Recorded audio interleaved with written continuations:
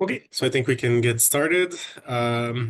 Welcome everyone to the November installment of the Working Group on Active B Stars online seminar series. It's a pleasure to have you join us. And today we're thrilled to be hearing from Patrick Stanley. Patrick is a PhD candidate at the University of Delaware under the supervision of Dr. Veronique Petit. And Patrick will be telling us about the really interesting work he's been doing on magnetic fields of BE stars. So with that being said, Patrick, take it away. Great. Thanks for the intro, Alex. So to start off, I'm going to give a very brief overview of the MiMeS survey for anyone who's not familiar with it. So the Magnetism in Massive Stars project is a large-scale, high-resolution spectropolarimetric investigation of the magnetic properties of O and B-type stars. So the intro paper outlined the goals pretty clearly. It was to investigate the origin and the evolution of magnetic fields in massive stars, as well as to understand the impact of these magnetic fields on the stellar properties, the stellar environment, and on the evolution of the stars themselves. So to accomplish this goal, over 4,800 circularly polarized spectra of 560 O and B-type stars were collected using the Espidon's, Harpspoll, and Narval spectropolarimeters. A number of papers came out of this project, including one that investigated the magnetic O-type stars, another that investigated the magnetic properties of those O-type stars, including both figuring out the geometric configurations of the magnetic O-type stars, but also characterizing the non-magnetic O-type stars, such as figuring out their upper limits, their detection limits, and the completeness of the sample. A similar study is also currently underway for the B-type stars, both for investigating the magnetic B-type stars, but also the non-magnetic B-type stars. And then also another study on the classical BE stars, which is what I'll be talking about during the seminar. That work is also in preparation as well. So the Magnetism in Massive Stars project is investigating this phenomena of magnetism in these stars. It's not super well understood why they're magnetic, and there's a whole lot we don't know, such as the origin of the fields, the evolution of the fields, how it affects the evolution of the star itself, or the stellar properties, which are the MIMES project goals. And there's a lot of other stuff as well, such as the role of binarity in magnetism. So with all of these unknowns, it's maybe a bit daunting to look at that. So why don't we start with what we do know about magnetism in massive stars? So for one, starting off with the simplest way we can possibly go, we know it exists. We have observed massive stars to be magnetic, and in fact, we observed magnetism across the entirety of the HR diagram, both on the main sequence and off the main sequence. So zooming in on right here, these are the massive O, B, and A-type stars. That top number on this plot here, that is the typical field strength of that type of star, and the bottom number is the magnetic incidence, so what fraction of those stars are magnetic. And so right off the bat, we can see that comparing the main sequence OB and A-type stars to the lower mass stars, we can see that the field strengths are higher, of hundreds to tens of thousands of Gauss for massive stars, versus their low mass counterparts. We can also see that the magnetic incidence is lower as well for these massive stars. So that kind of ties into the second point, is that we also know that the magnetism of high mass stars is fundamentally different than low mass stars. And so that kind of stems from the internal structure, we think. So for low mass stars, they have these convective envelopes that generate the motion of charge, creating these convective dynamo action, which generates a dynamo magnetic field. But as you go to higher and higher masses, you flip where the convective envelope becomes the convective core, and then you have a radiative envelope that lacks the motion of charges needed to generate a dynamo action. And so with that kind of change in structure, there is an expected change in the magnetic field topology. So for lower mass stars with the larger convective envelopes, it's thought to have more complex magnetic field structure, such as our sun, which can generate things such as star spots and flares. But as you increase the mass of the star and go into the radiative envelope, It's thought to create a more simple structure, such as a dipole magnetic field, which is what we observe in these massive stars.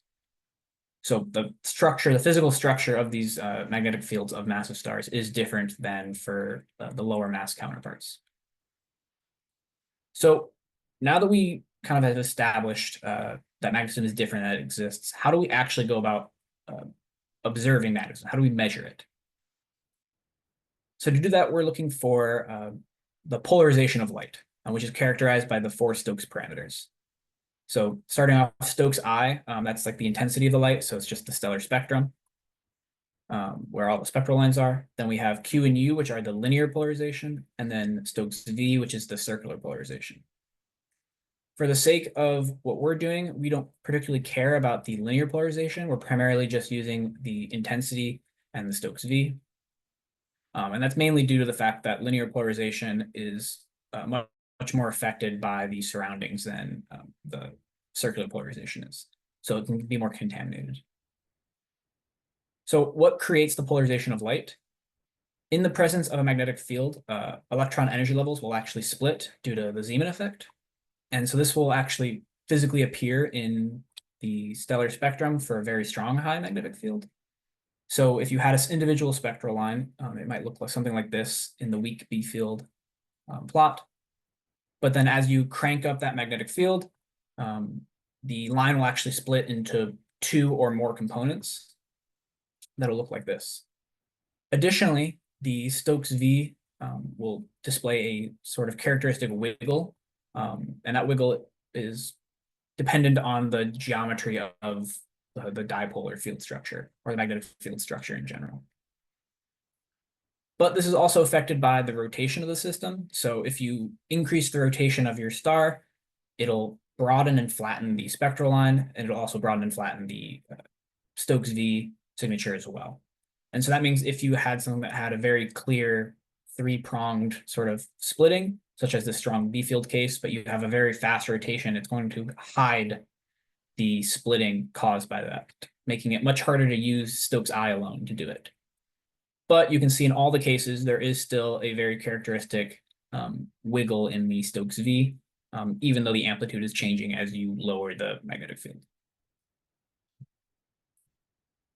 So a typical star, like a cutout of a stellar spectrum, might look something like this for our data. So for a magnetic star, we will see something like this. In the bottom, we have the actual spectrum with all the individual spectral lines. The top is that Stokes V, where for each line, it'll correspond to a wiggle or not. In this case, it's magnetic, so each line should have a wiggle. And then this middle is the null. So when we take our data, we are combining it in such a way that the null will cancel out any magnetic signatures. So if you do see any strange like wiggles that look like a magnetic signature in the null, it indicates that something is wrong with your data. So essentially, if we calculate a magnetic field using Stokes V, and then we calculate another one using the null instead of the V, if we get essentially the same result from both of those, it tells you that it's not a magnetic detection. It's just your noise. So zooming in further on this plot on a small little segment, we get something like this. So we see here there are 4 lines on here, and for, I guess this one here is the easiest to see. We can see the small little Stokes V wiggle, and then as the spectral line gets shallower, that wiggle becomes harder and harder to see. And so we can see that this variation change is very small, maybe about 1% here at this one, which can make the detection of magnetic fields quite difficult. So we can actually use something called the weak field approximation to help us increase the signal to noise. So essentially, when your magnetic field is weaker than about 10 kilogauss or so, you can say that the shape of both the Stokes I and the Stokes V is the same. However, the amplitude of the variation changes either due to the strength of the line or to the strength of the magnetic field. So using that idea that all of these lines have the same shape, we can actually average them all together to create a weighted average. And this is called the LSD method, or the least squares deconvolution method. So doing that, we select a bunch of lines that all have the same shape, and then we average those all together to create this one LSD profile that contains information from the entirety of the spectrum. And this gives us a magnetic detection at a much higher signal to noise. So those magnetic signatures that we saw previously that were quite small, you can now make out very clearly corresponding to the spectral line. And so this line is shifted away from the zero Doppler velocity, just indicating that there's some radial velocity here as well. So now on to BE stars as well. I'll give a brief overview on what those are for anyone who's not familiar. So these classical BE type stars are a subset of the broad B type stars. They're characterized by a few things. For one, they rotate very rapidly, upwards of 60 to 80% plus of their breakup velocity, so that with speed at which they will spin themselves apart. They also have Balmer emission lines. That E stands for emission, since we're very creative as astronomers. And these emission lines are attributed to Keplerian disks. So these are disks that follow Kepler's laws, as opposed to a magnetosphere. So this is important to note that these are not magnetospheric emission. Observationally, the difference is that the magnetospheric emission peaks are actually outside of the line itself. So they're outside of this projected rotational velocity width from the center, versus for Keplerian disk, those peaks are actually inside of the spectral line itself. And that comes about by the fact that the magnetospheric emission is material surrounding the star that's being forced to rotate with the star. So it's in co-rotation due to the effect of a magnetic field. Versus the Keplerian emission is material that is just following Kepler's laws as it follows a disk. So why do we actually care about classical BE stars? Why are they worth studying? So they're a nice proving ground for a lot of different things that overlap, such as investigating the disk physics, binarity, and pulsation, as all of these sort of interact with these kind of exotic type stars. So they're very useful proving grounds in this sense. But how does this relate to magnetism? What about BE stars makes them interesting? Why are we investigating them in the magnetism in massive stars survey? So to kind of investigate the magnetic properties of these stars, we obtained 178 high-resolution spectropolarimetric observations of 68 classical BE stars. So starting off on this rightmost plot, this is the projected rotational velocity for the BE stars versus the normal B-type stars in the solid blue. And so we can see that, as expected, these BE stars do have much higher rotational velocities than their B star counterparts, and so their distribution is shifted towards those higher values. We also got a fairly broad sampling of the temperature of BE stars as well. So we're spanning the whole spectral types of Bs. So in order to actually apply that LSD method to our sample, we need to actually choose what lines we want to include in the averaging. So normally there's certain lines you don't want to use, such as lines that are overlapping with each other. So if you have lines that are too closely spaced, they'll contaminate each other by blending. If you have lines that are in the telluric regions, so regions of atmospheric contamination, you don't want to include those either. As well as the Balmer series, since those lines have a different shape with broader wings. So here's what a typical spectrum for a BE star looks like. It looks quite messy. And the first thing you might notice is all of these peaks.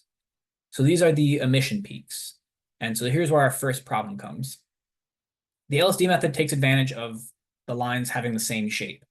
But if a spectral line has emission, then it has a different shape than all the other lines. So for instance, here are some uncontaminated lines here and here. And then all of these lines with the arrows they have emission contamination. So essentially we lose a whole bunch of lines that we need for that averaging, which is going to lower our signal to noise ratio. So in order to actually do the LSD profile, we have to get rid of those lines. So on the numerical side of things, we are using a code called spectropolflow to actually calculate the LSD profile and do the majority of this analysis. I'll briefly plug this package since I'm one of the developers of it. It's a publicly accessible Python package that has a variety of tools for spectropolarimetric data analysis, starting from your telescope spectrum data all the way to like the longitudinal magnetic field measurements, which I'll discuss here in a moment. So you can scan this if you want to go check out our website. So now that we have the actual LSD profile, we chose what lines we wanted. We had our spectrum. We averaged them all together. We get something that looks like this. So this is quite a bit more messy than the previous nicer case that I showed earlier, but it's still usable. And again, the circular polarization data is on top, and there's not really an apparent wiggle here. It's all seems to be noise, and then the null in the middle as well. So now that we have this LSD profile, what can we actually do with it? We can calculate what's called the longitudinal magnetic field, or BZ. So this is the magnetic field component that is oriented along our line of sight direction. So if you have some dipole field topology where you have your magnetic field lines, this is whatever is pointed in our direction. And then it's at the certain time of observation, and then it's integrated over the entire surface of the star, and then further weighted by the local brightness of the star. So we're taking into account like the limb darkening as well. And so from the standpoint of what we're physically doing, we're taking the equivalent width of the Stokes V profile at the top. So if there is a wiggle here, it's simply just how much area is under that wiggle. And then we are dividing that by the equivalent width of the spectral line itself. And then that constant out in front contains all of that extra stuff, such as the weighting by brightness, and the integration is over the stellar disk, which is why we're only integrating over the spectral line itself. So if we do that for all of our stars, that'll give us a longitudinal magnetic field number. We can also calculate the uncertainty in magnetic field, which is sigma BZ. And if we take all of those numbers, we can make a histogram of magnetic field strength. And that'll look like this. And so we did that for both calculating BZ using the Stokes V signature itself, but then you can also do the same thing using the null, so that we can compare the two to see if they're magnetic or not. So in the blue hatched plot, that is the actual magnetic field from Stokes V, and the black solid line is using null instead. So starting with the uncertainty, we can very easily see that those two are essentially right on top of each other. In this case, they are exactly on top of each other. And that tells us that we are having no preference towards finding magnetic fields with V or null, which indicates there is no magnetic field detection on any of the stars in our sample. Similarly, looking at the actual BZ itself, you can see that those are also fairly similar, where the null detection is actually giving a slightly higher value most of the time, which again indicates no magnetic field detections in our sample. So why exactly are these stars non-magnetic? Why is it that they seemingly go against the observed 10% magnetic incidence that the MiMeS survey had previously found for the other OB and A-type stars? Well, one possibility is that the physical parameters, such as the rapid rotation of these stars or the presence of their Keplerian disk and subsequently the emission, actually causes them to be non-magnetic, or vice versa. Them being non-magnetic allows them to have that. From the theory standpoint, this kind of makes sense. So for instance, magnetic stars will undergo spin down, and this has actually been physically observed over shorter time spans. So a rapidly rotating star that was also very magnetic would very quickly spin down and become a slowly rotating magnetic star. It is worth noting, however, that this does not necessarily mean that every single magnetic star will be slowly rotating. It simply means that they will be very quickly moving into the slow rotation regime. And so you'll be able to measure their spin down that way. The other aspect of this is that emission from the Keplerian disk. And as I noted earlier, this is not a magnetospheric disk. And so a study in 2018 was found that the presence of a dipolar magnetic field in the star that's aligned with the disk would very quickly destroy that disk itself, even if the magnetic field was very strong. So even a 10 Gauss magnetic field would destroy the disk over the span of a few days. It would either just dissipate the disk entirely, or it would force the disk into co-rotation, forming a magnetosphere of itself. So from the theory standpoint, it does seem like this one kind of makes sense. But we want to actually figure out if that is the case observationally, because there is another alternative possibility. It could be that the rapid rotation and the Keplerian disk just adds an observation bias effect. And so there could be magnetic BE stars. It's just they're much harder to detect. So that brings us to the main question. Are BE stars truly non-magnetic, or are they simply a product of the observation biases caused by those stellar properties? Furthermore, we want to know if the BE star magnetic incidence could be comparable with the other massive star magnetic incidence as well.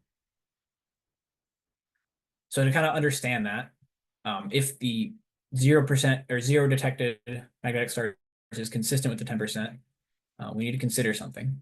So first, if we did detect 0 magnetic stars out of our whole sample of 68. But it's possible this is not actually a 0% magnetic incidence for a number of reasons. For one, the observation biases. If it's simply much harder to detect magnetic fields in these stars, this 0% magnetic incidence could be not real. It's an observed incidence, but is it the true magnetic incidence? So to help illustrate this, if our sample size was even smaller, 68 is already fairly small, but if it was only 10 and none were found to be magnetic, how confident would we actually be that every single BE star in the universe was non-magnetic? So what physical properties actually add observation biases, and what do they actually do to the spectrum and how we're measuring magnetic fields?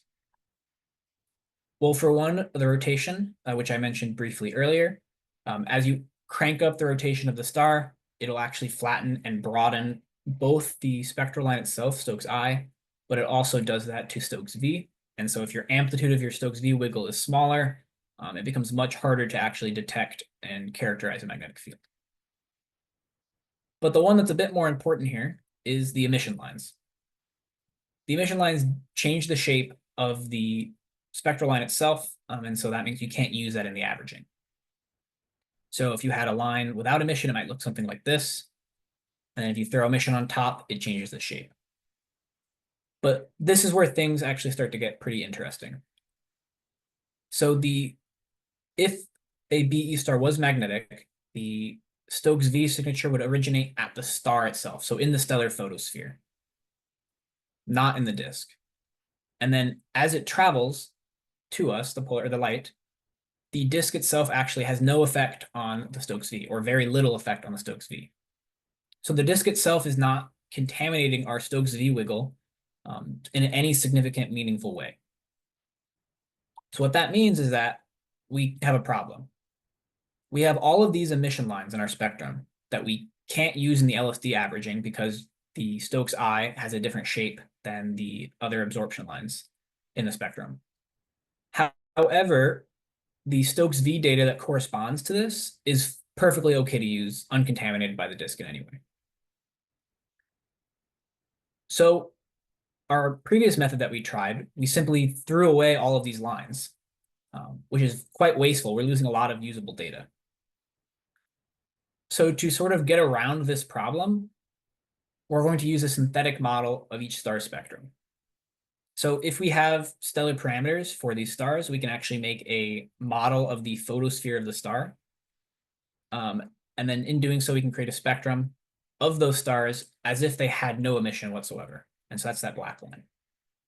So then if we pair this synthetic spectrum with the original observed Stokes V data that's uncontaminated by the disk, we come up with this hybrid method that'll hopefully allow us to use all of the available spectral lines without having to throw away the lines that were contaminated by emission.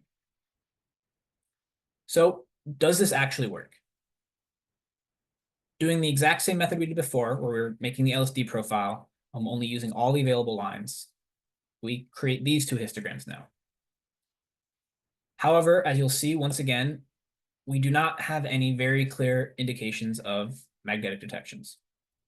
Starting off with the uncertainty over here on the right. Once again, those two are not quite exactly on top this time, but more or less identical. Versus the actual magnetic field detection, again, the null magnetic field is generally shifted towards higher values. So even using this hybrid method, we're still not detecting any longitudinal magnetic fields in these BE stars. But that's not the end of the story. these non-detections don't actually tell us what we want to know. They don't tell us if they have this true 0% magnetic incidence or not. To determine that, we need the upper limits of this. More specifically, we want to find the largest possible signal that can be hidden inside of our noise. So our data looks something like this. It's just pure noise. We want to know how large of a magnetic field would be inside of our data that we would not be able to see whatsoever. Then if we do that for both the BE stars and for the normal B-type stars, we can compare the two together to see if their detection limits are equivalent or not. Essentially, if BE stars and B-type stars have the same, they're equally as difficult to measure magnetic fields on, so they have the same upper limits, then we can say that BE stars shouldn't be magnetic because we found B stars that are magnetic. And BE stars have the same upper limits as B-type stars, but we didn't find any. So it kind of tells us there are none. However, up until now, we've just been talking about the line of sight component of the magnetic field, the longitudinal magnetic field. But that itself adds another aspect to the problem here. If we're assuming a dipole field topology for these stars, which is pretty reasonable, as the star rotates itself, depending on the given geometry of the system, the longitudinal magnetic field changes with time.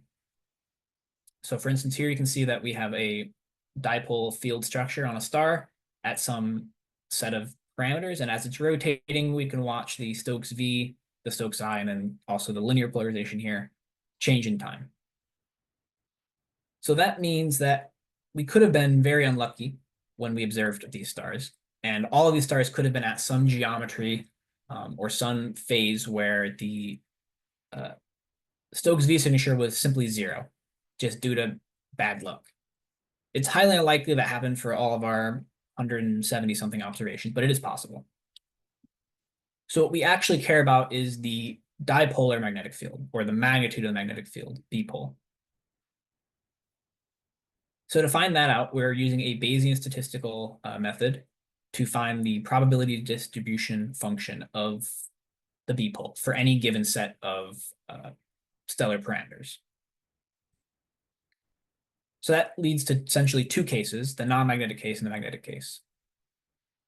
So this probability distribution function is only a function of dipole. Even though we have all of these other stellar parameters, such as whatever phase of observation we're at, the inclination of the star, the obliquity, so the angle of the magnetic field axis to the rotation axis, etc. But essentially what we can do is we can marginalize or integrate over all those possible geometric configurations to just figure out what the most likely magnetic field strength is, irregardless of what the specific geometry of the system is. And that's what these two plots are. So in the non-magnetic case, we can see, first of all, just looking at the light blue, that the highest probability value is essentially peaked at 0, where versus the magnetic case that is peaked at a non-zero value. And so the other thing we can look at is this null distribution. So once again, we're doing the exact same method, but we're using the null profile instead of Stokes V to get the magnetic field. And for this case, the non-magnetic case, those two are fairly similar, with the null profile being a little bit shifted to the side for the larger values. Versus in the magnetic case, those distributions are very well separated, with the magnetic case peaked over here at like 700 or so, and then that null profile being sort of closer to 0. So if we did this for our BE stars, what does it look like for a typical star? It looks more something like this, with a very, very sharp peak at 0. And this is how all of our stars look. All of these stars have a very sharp peak in both the Stokes V and the null profile, right at 0. But we can also pull out the upper limits from this. So that's what these numbers up here at the top are. And these correspond to these dashed or dashed and dotted lines. So assuming a Gaussian distribution, which this is clearly not, but we simply chose those numbers. This would be the 1, 2, or 3 sigma values that correspond to that. And so that's just a single number at that point. Before we actually go into analyzing the results more closely or comparing the upper limits with other massive stars, we should probably check to make sure that our hybrid method is actually working as intended. We don't want to do all the analysis and realize that it was not a good method to use in the first place. So to do that, I'm going to define 3 different models. So this top model here, this is the model we did at the very, very beginning. We have our original data where we have all of these emission lines present, but then we're only going to use the lines that have no emission. So these green lines. That's the first one. Then the second one is we're going to say, okay, what if we keep that same set of lines we're using? So we're only using the lines with no emission, but now we're using the synthetic spectrum. And the idea here is that the lines we're using in both of these should be nearly identical because there's no emission in the lines. So this should be exactly what is matching. And then finally, we have the model of interest, which is we're using that synthetic spectrum, but then we're using every single possible line that we can reasonably use, even the lines that would have been contaminated originally. There's also another interesting set of stars that help us validate our method a bit as well. BE star emission is variable itself. The disk itself will dissipate and come back on various timescales.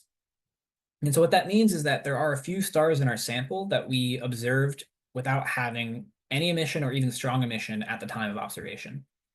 Additionally, we also have stars such as this one where the emission actually will be observed to change over the course of all of our observations. So this star went from having emission to having little to no emission. So these stars have sort of been dubbed the low contamination stars, are also quite handy as a tool to check because their original spectrum should match fairly well to their synthetic spectrum as well. So now we're going to take all these models and we're going to calculate the longitudinal magnetic field uncertainties between all of the different models. And we can also do this for the B-pole values as well. And then we can compare them to one another to see if we're getting the expected results from these comparisons. So there's 3 main things we're looking for. Number 1, the first 2 models. So the 2 models that are using the same lines. So only the lines that were uncontaminated by emission. And then if we compare the model that used the original data versus synthetic data, we should find that those 2 results are essentially the same. They should have roughly the same uncertainty.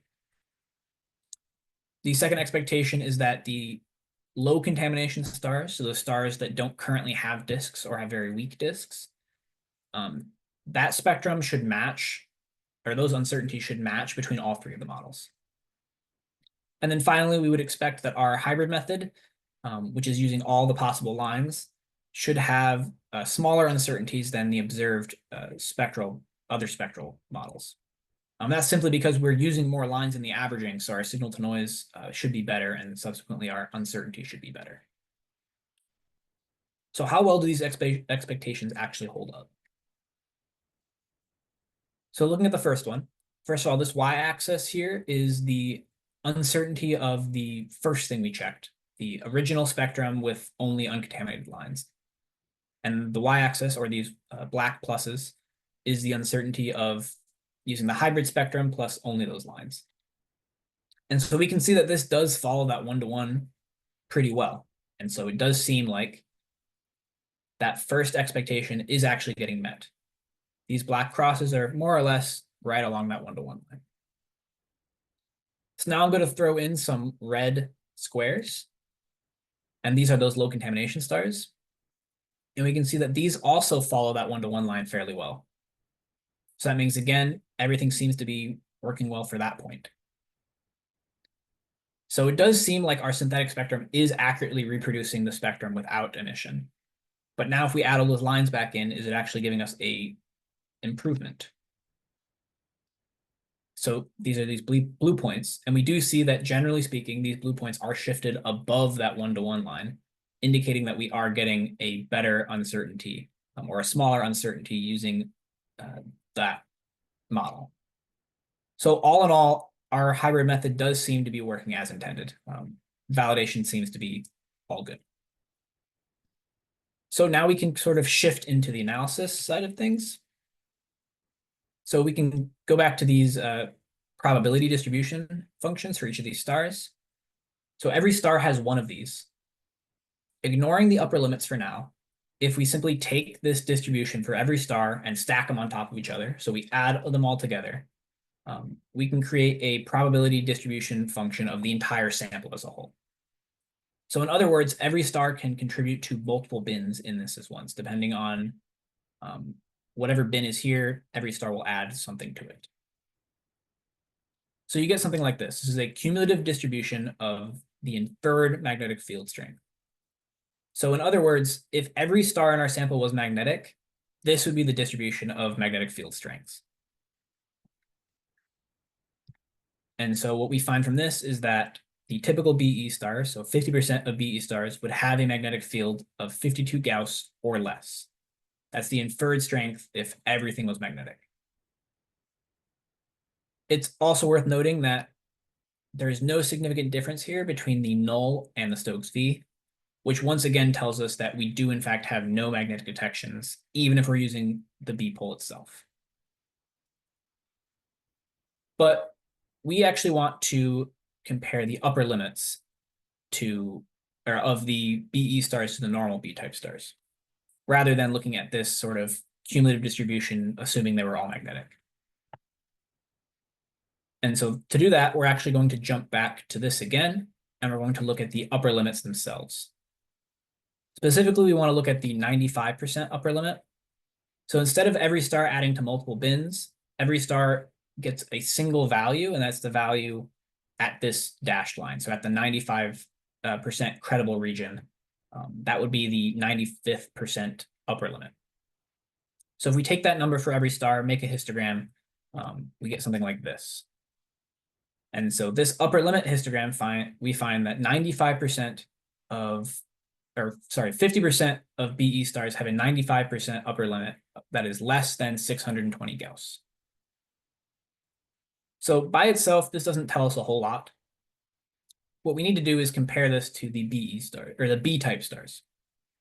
So as I had mentioned at the very beginning, the BE star analysis is still underway. So I'll just give you a taste of some of the preliminary results using a small portion of the sample. So using that small portion, which is about the same size as this sample, we can get this distribution. So this is in blue. This is the 95th% upper limits for the B-type stars. So at first glance, they do seem to be fairly well matched. The 50%, so the typical BE star would have an upper limit less than 620 Gauss, whereas the typical B-type star would have an upper limit of about 500 Gauss. So there is a 120 Gauss or so difference between the two. However, we can see that for smaller B-pole values or for higher B-pole values, the BE star upper limits are actually lower. So generally speaking, just kind of a hand-wavy argument here, these two do seem to be fairly well matched. So these are fairly comparable to one another. So how does this compare to the magnetic B-type stars? So if we take the known magnetic B-type stars and make a distribution of that field strength, we get this thin line here. So this thin line is shifted towards higher values of B-pole compared to the upper limits, which gives us a very shocking result that we are able to detect magnetic B-type stars, which we would expect considering we did detect them. But this also tells us that BE stars are the same as B-type stars for upper limits, which means we should have also been able to detect them if they were the same as a B-type star. So just looking at the typical star, so the typical magnetic B-type star would have a magnetic field strength of maybe about, I don't know, what is that, 1,000 Gauss? Compare that to the 650 or 620 Gauss upper limit. We can say that if a BE star had a magnetic field that was 1,000 Gauss, it should have been able to be detected because we've been able to constrain the magnetic fields down to below 620 Gauss for that typical star. And since we also found that we were not able to detect any magnetic BE stars, either using the longitudinal fields or from using the dipolar magnetic field, we can conclude that no magnetic BE stars should exist.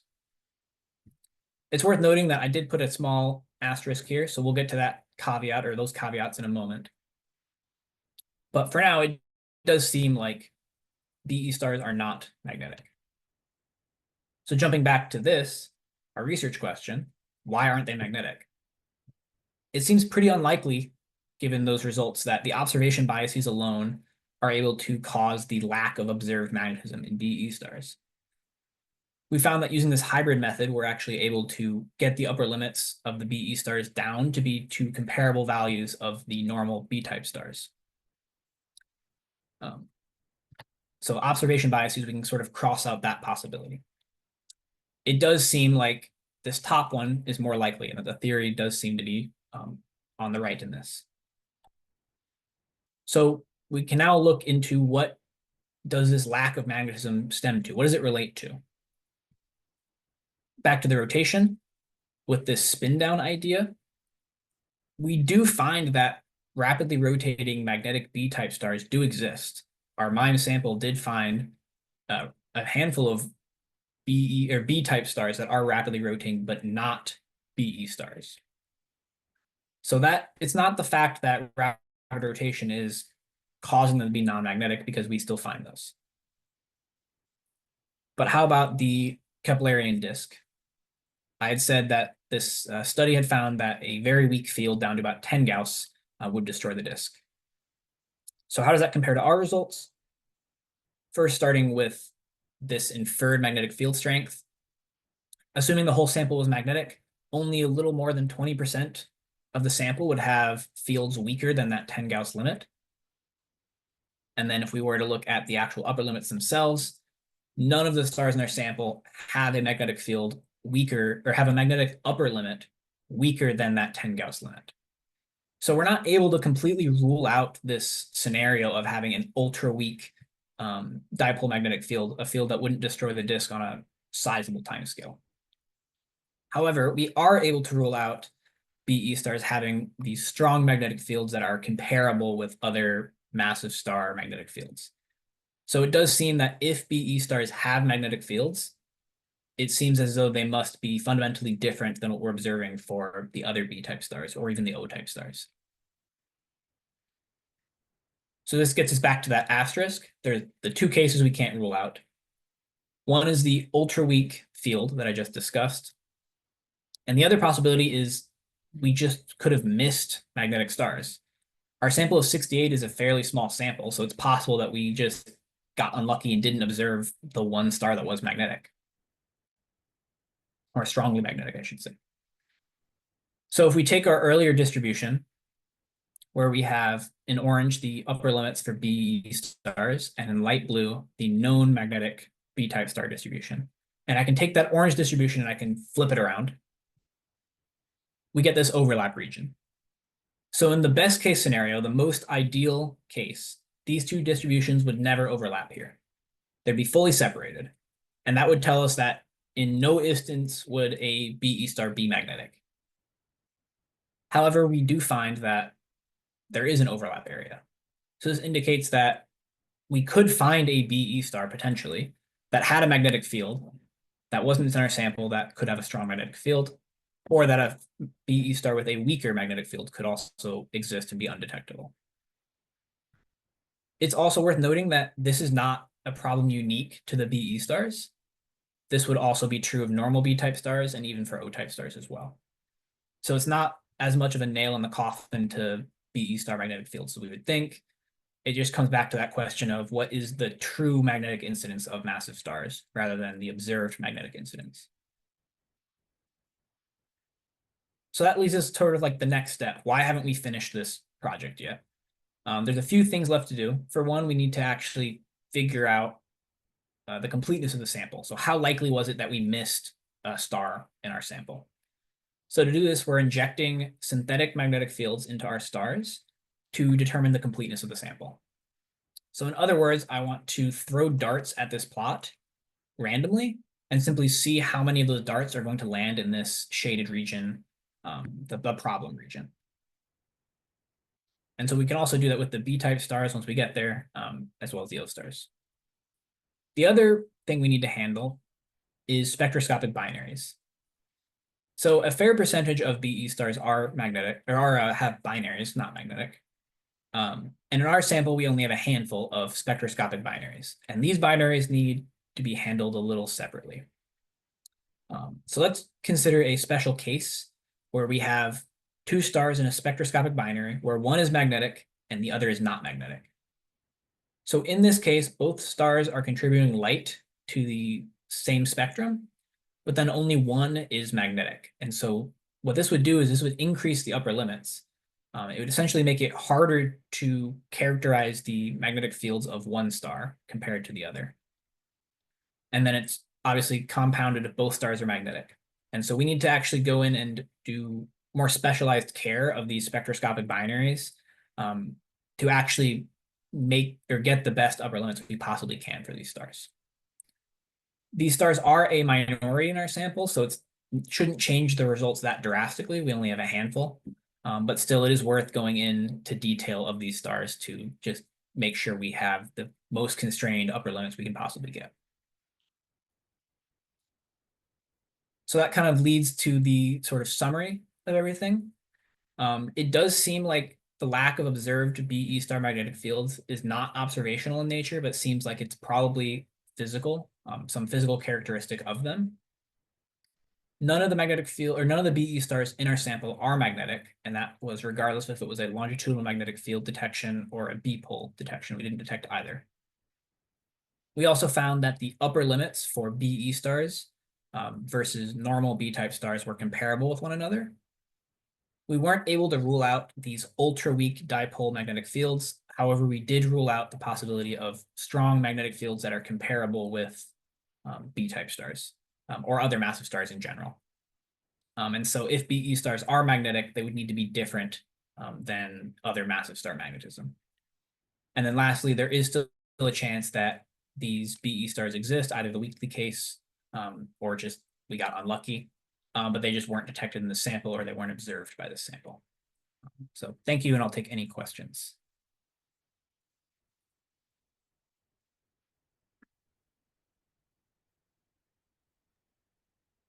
All right.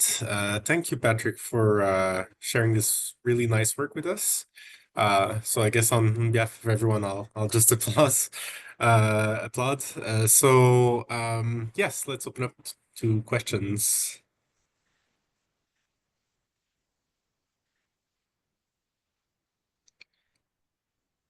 Oh, I should double check the chat. So maybe I'll use my prerogative as um, host to ask the first question. So looking at this distribution, actually, you're on the perfect slide here. So just a few quick questions. The thick blue line. So I don't know if you said it explicitly, but I'm guessing those are all B stars that were non-detections. Yes. Yes, those are the preliminary MiMeS B star sample that are non-magnetic. Okay. And so two quick questions. One, Yes. did you do a Kolmogorov-Smirnov test to compare both distributions? And two, so I know that the Bayesian analysis folds in, information about the V sin I, but for some reason I'm having a hard time wrapping my head around this.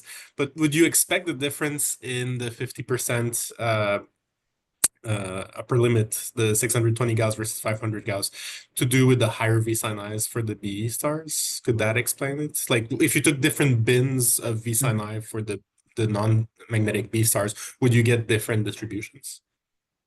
So to answer the first question, so right now we've sort of just visually compared this. We haven't done any numerical tests to compare the two yet. That's one of the things on the docket to do. As for the second one, the V sin I itself would probably lead to an effect between the two. We haven't checked between individual bins of stars to see if that would be the case. That's a good idea, something to check. I don't think it would make a significant difference though. The primary contaminant here that's really leading to the most problems is the number of lines being used. But the V sin I would make a small effect. I just don't think it would be enough to lead to that big of a difference between the two. But that is something I should So I check mean, closely. between the B stars and the BE stars, all the non-magnetic ones, the 500 and 620 Gauss. You think that's too big to be explained by the V sun I? Yeah, I don't think that it would be explainable by the V sin I itself, but I should check to make sure that is the case. Yeah, I should Awesome. check more closely to make sure that is the case, but off the top of my head, I don't think that by itself would explain um, just that. Great. So we have a first question in the chat. So Nancy Morrison asks, in the sample, what is the inclination distribution in terms of equator on versus pole on, for instance? Yes, so we didn't actually look at like specific numbers for the inclination. We used the sin I distribution, and then in our Bayesian, that was our prior to figure out then what the like basically checking every single possible one. We did constrain the inclination based on the V sin I of the star. So essentially, we said that every star in the sample, we're just going to choose a critical velocity of about 500 kilometers a second, and then say that no star should have anything higher than that. And we use that to constrain what inclination, our inclination grid, just to make it run quicker. We didn't actually go and calculate inclinations for every single star in the sample. Okay. Now there's a question by Coralie. Yes, thank you. Thank you very much, Patrick, for this nice summary of your work. I wanted to bring to your attention that some calculation of turbulent relaxation of fossil field, including rotation, was done a few years ago. And it showed that it leads to a magnetic dichotomy as a function of the initial conditions of the formation of the star. And especially it depends on the magnetic helicity, but also on the angular momentum and the cross helicity. And so my impression is that because we think that B stars are probably born as fast rotator, the initial conditions are probably different during their formation, and maybe this could explain why the occurrence is different in B star than in B stars. What do you think about this possibility? About the initial condition leading to the difference in magnetic Yes. field. So yeah, that is I think probably a good indication that there is something different between the two. Especially since, so for BE stars, we don't really see a preference to them being young versus old. They're kind of anywhere across the age range. But if you did have a B-type star that was a rapidly rotating one at like the pre-main sequence that was magnetic, it would spin down rather slowly. So the fact that if these were fast rotators and weren't magnetic, they would have stayed that way. That would be an explanation for this difference in sort of the lack of magnetism for them. So yeah, that is an idea as well. I think that is probably likely. But you can't discard I guess, the binary interaction method for BE stars either. Yeah, it depends on the star. Yeah. Yeah. But generally speaking, I think that is probably a good indication of why they're different. Is there something different happening earlier on in their lifespan? But yeah, good question. All right. Any other questions for Patrick? I guess I'll squeeze in another one real quick. You mentioned that in your sample you'd observed a few stars that were in quiescence. And I was wondering if you had kind of repeated measurements. Do you have any stars in your sample where you observe it both in quiescence and when it's active? And if not, do you have any plans to try to acquire such observations to validate your methods? Do you mean as in like with the disk and then without the disk? Do you mean like with each and Yeah, without?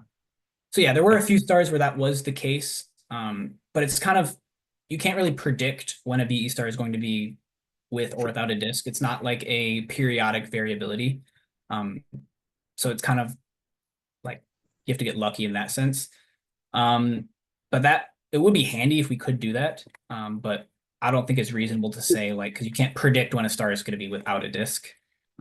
But yeah, So part of the reason I ask is we have an H alpha spectrograph on our campus observatory here. So maybe there would be some way to coordinate something, but yeah, that would be it could be really something handy. to Like think if about. you could do a longer observation or I guess longer time span, or you just check to see what their H alpha is to get better Yeah, some sort of monitoring. measurements. Yeah, that would be handy as well. It would further constrain to just make sure that we do have the right stellar parameters, because that's kind of the biggest uncertainty in this, is that we're assuming that we have the correct stellar parameters to make those synthetic spectrum from. All right, I see Dietrich has a question. Yeah, first of all, thanks very much for a very clear talk. Very nice. Thank you. Some years ago, Greg Wade gave a preliminary account of the MiMeS observations of BE stars, and I think he had a sample of 87.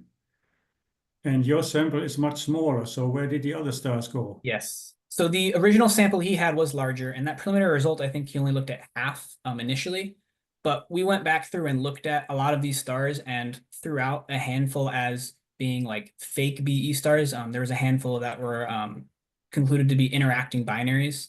So they have a disk, but it's not a BE star disk. It's caused by interaction with a companion. There were a handful of other ones that were like eclipsing binaries that looked like they had emission, but they weren't. So we threw out a bunch that weren't considered classical BE stars, but they were misleading. So in his original sample, they hadn't gone through as in depth and removed those stars yet. Yeah, okay, that's clear. Thank you.